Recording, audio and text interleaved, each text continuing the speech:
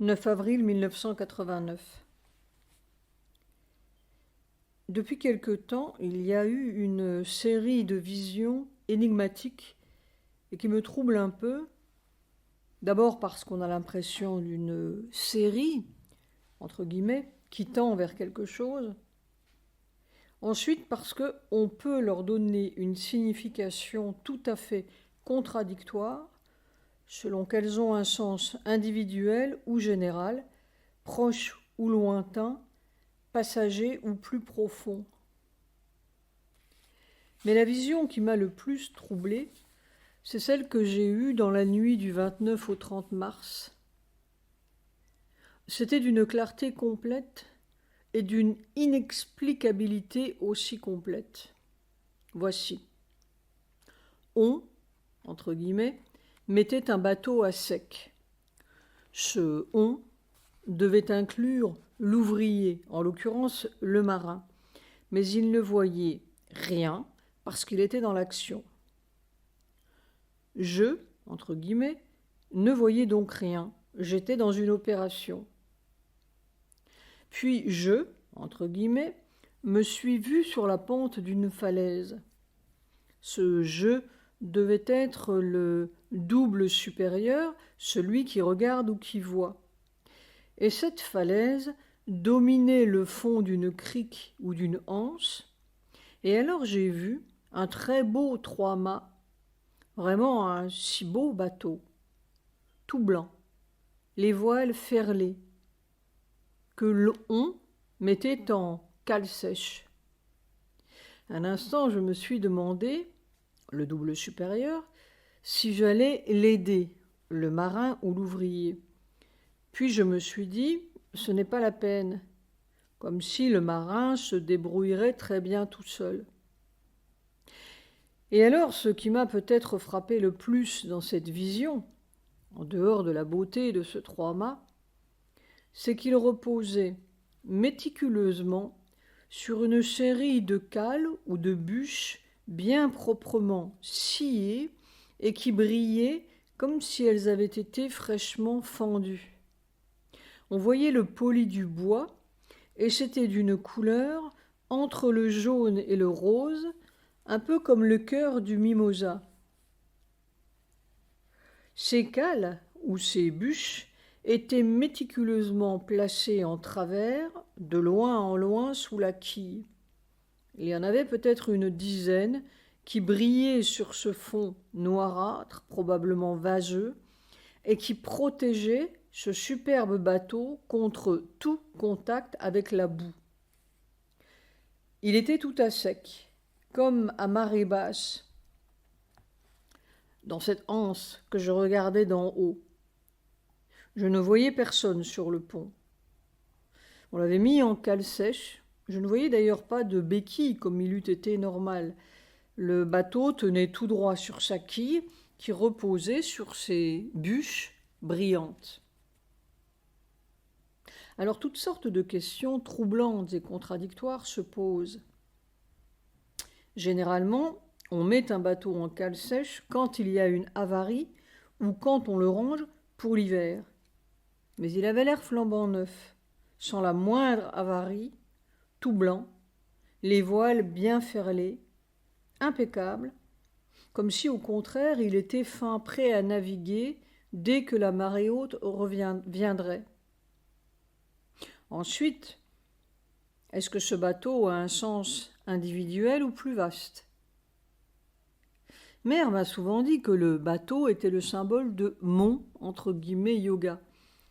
Mais je ne me savais pas un bateau si somptueux et pourrait-on dire si majestueux, superbe. Point d'exclamation. Si c'est mon yoga, alors on m'échoue, on me met en cale sèche. Ou bien est-ce le bateau du nouveau monde qui est tout prêt, fin prêt, et qui attend la marée haute ? Évidemment.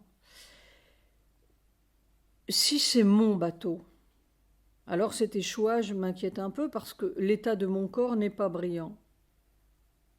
Mais cette vision si claire et si inexplicable me trouble ou m'alerte, d'autant plus qu'elle vient dans une série d'autres visions dont le sens est aussi susceptible d'interprétations contradictoires, mais qui toutes semblent tendre vers quelque chose. Pour récapituler ces visions que j'ai déjà notées, il y a eu, dans l'ordre, 1. 2-3 mars, Sujata voit ce lac de terre luisante, verdâtre, bien homogène, entre guillemets, comme si tout avait été bien broyé et qu'il ne restait pas le moindre caillou. C'est de la matière, M majuscule, prête. 26-27 mars, l'ouvrier, point d'interrogation entre parenthèses, jette ou laisse tomber par terre cette très bonne nourriture, puis il est pris de convulsions comme s'il allait mourir. Je, le double supérieur, le console en mettant sa tête contre ma poitrine. 3. 29-30 mars, cette vision du 3 mâts. 4. 30-31 mars, Sri Aurobindo me frotte la tête. 5. 31 mars, 1er avril. Ce petit bonhomme en pantalon rose sur le quai à qui je dis au revoir. Je m'en allais. Qui? Je. 6. 7-8 avril. Ce coude de faïence à travers lequel passe de l'argile orange sous pression et qui s'enfonce sous terre. Entre citations, ça ne fait rien si ça tache un peu le vêtement. Ce qui a l'air un peu désinvolte si je regarde l'état assez misérable de ce vêtement. Mais enfin, de l'autre côté, on voit peut-être les choses un peu différemment. Telle est la série un peu énigmatique. Je ne sais pas à quoi tout cela tend. NB.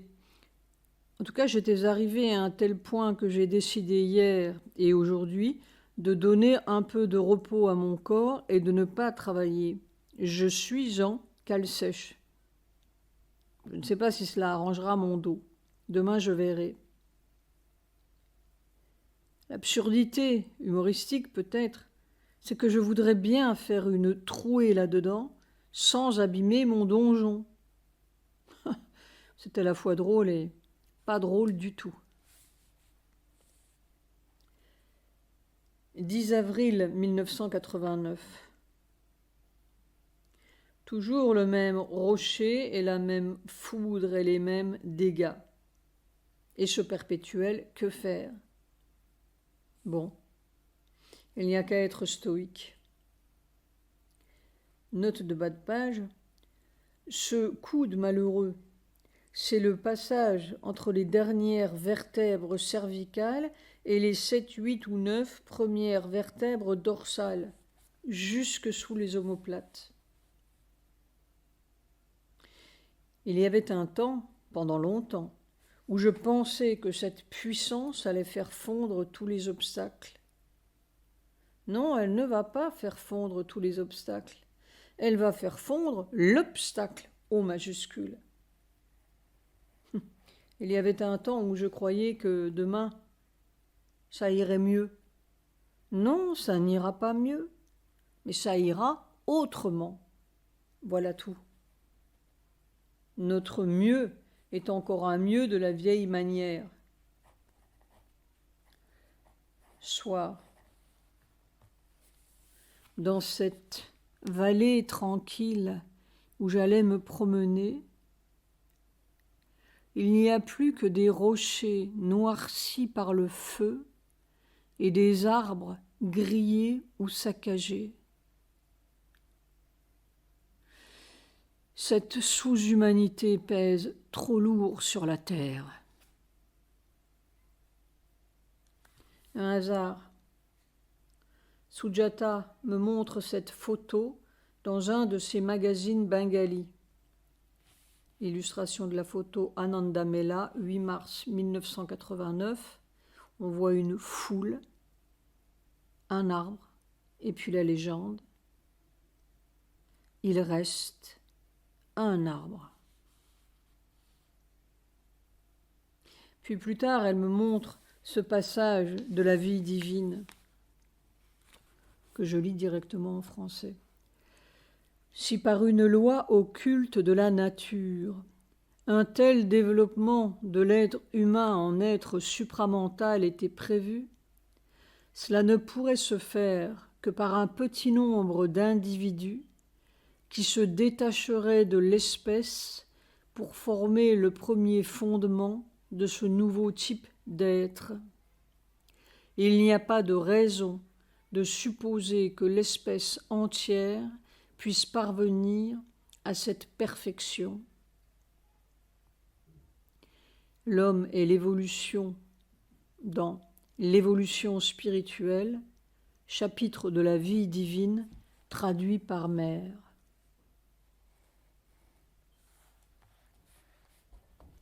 « 11 avril 1989. Encore Sri Aurobindo, je tombe par hasard là-dessus. Travailler sur le physique, c'est comme creuser le sol. Le physique est absolument inerte, inanimé, comme la pierre. Quand le travail a commencé là, toutes les énergies dont nous disposions précédemment ont disparu. Les expériences ont cessé. On s'élève et on tombe. On se relève et on tombe. Et l'on se heurte constamment aux suggestions des asuras védiques. Vous n'accomplirez rien. Vous allez droit à l'échec.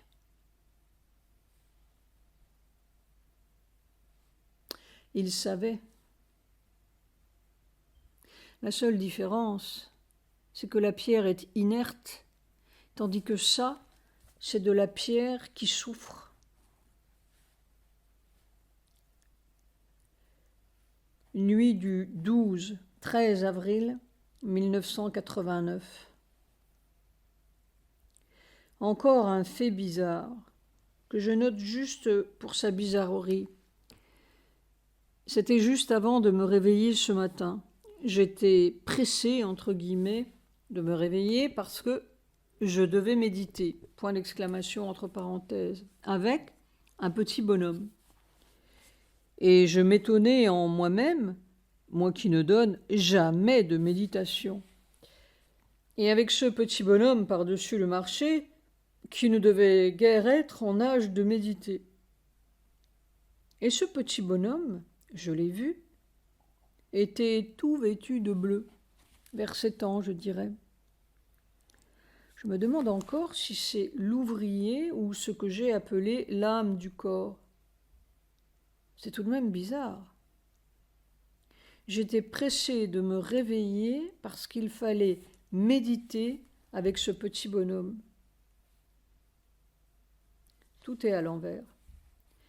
D'habitude, quand les gens méditent, entre guillemets, ils s'en vont en dehors de la matière. Et là, pour méditer, il fallait que je rentre dans la matière et d'un petit bonhomme par-dessus le marché. C'est la matière qui médite. Il était tout en bleu foncé. Probablement la couleur de ses vêtements doit changer selon ses préoccupations ou ses états d'âme. 14 avril 1989. Mon dos ne peut plus.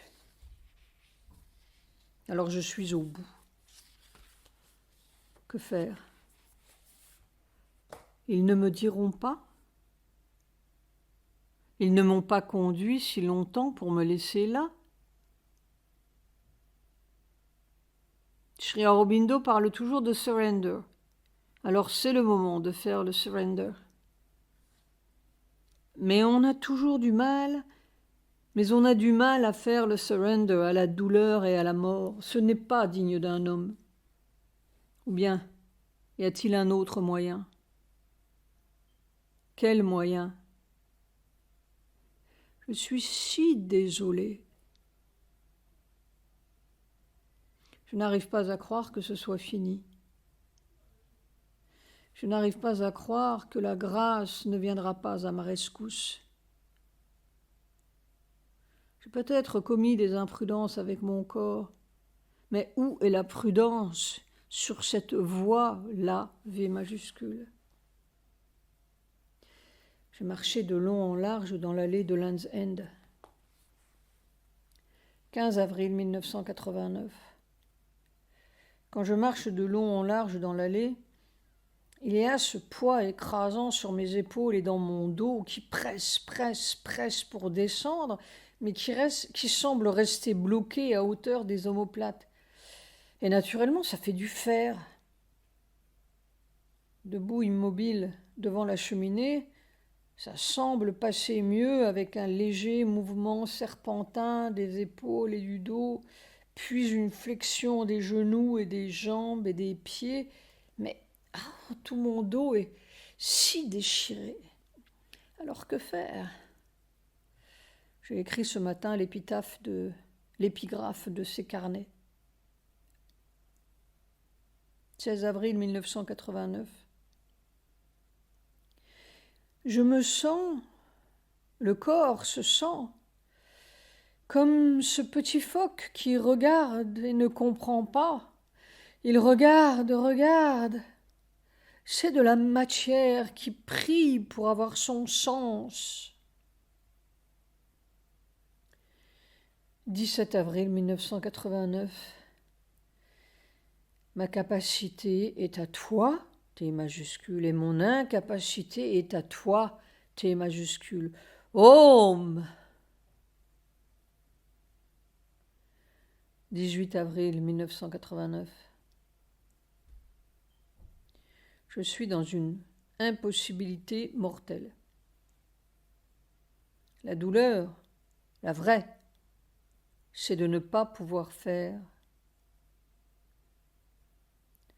Si on avait des larmes, on pourrait pleurer.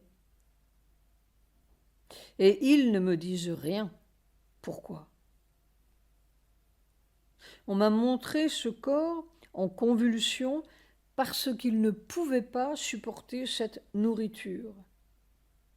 On m'a montré ce bateau en cale sèche. On m'a montré aussi ce petit bonhomme en pantalon rose. Quelle conclusion?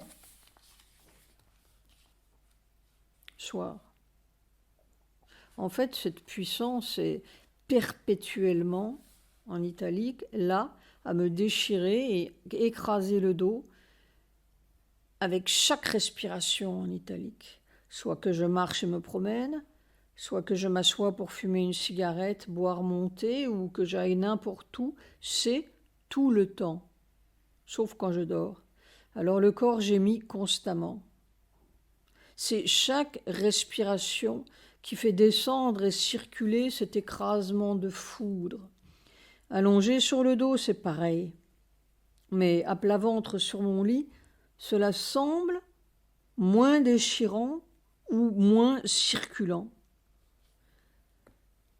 Cette construction vertébrale avec ses milliers de fibres, tendons, muscles et ramifications est tout à fait inapte à supporter ça, ces majuscules. Alors, à moins d'une sorte de supplice, ou à moins d'une sorte de miracle M majuscule qui change tout. Voilà des années que ce corps souffre et il ne voit pas d'issue. Sa foi est là, mais sa souffrance est là aussi grandissante. Mère disait, la victoire est au plus endurant. 20 avril 1989. Jamais subi pareille masse, en lettres capitales, de foudre solide, hyper solide, comme un pilier de Luxor qui vous traverse le corps. Plus question de serpenter ni de reflux d'en bas, la moindre déviation, entre guillemets, casserait tout. Seulement les genoux et les pieds se plient un peu avec chaque masse. Respirer, entre guillemets, oui, respirer, on respire cette foudre solide. C'est tout à fait comme cet avion supersonique qui traverse le vieux cheval. Point d'exclamation entre parenthèses. Ah, c'est très terrible. Le bout de tout cela. J'ai demandé à ma douce où est le bout de tout cela. Et tout de suite, il lui est venu le souvenir de cette vision que j'ai eue autrefois. Un canal à ma droite où se déverse une coulée bleue, puis ça passe sous mes pieds comme un pont, et immédiatement, à ma gauche, ça devient un océan.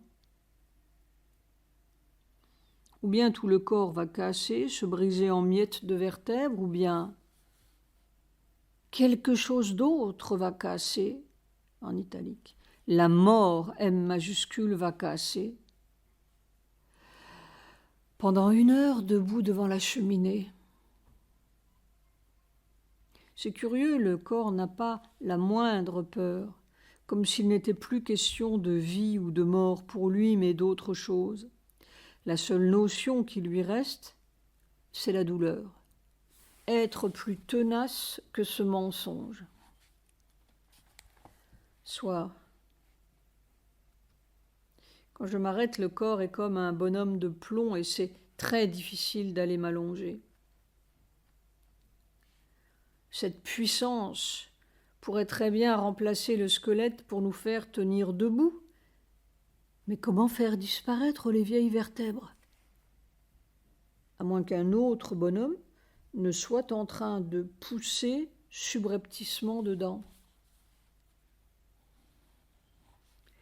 Ma douce me dit, avec son bon sens un peu moqueur, « Mais puisque cette puissance est là constamment, elle est établie, pourquoi restez-vous pendant 1 heure debout à vous fatiguer pour la recevoir ?» Je lui réponds, mais parce que je veux qu'elle passe aussi normalement que l'oxygène respiré par les hommes aujourd'hui. Or, elle ne passe pas librement. Dieu sait, il y a un obstacle quelque part à traverser. Quelque part, c'est peut-être bien tout le corps. Je ne veux pas dire que cette puissance va remplacer l'oxygène. Je veux dire que ça sera la source, en italique, de vie. Une vie qui ne sera plus la mort qui vit.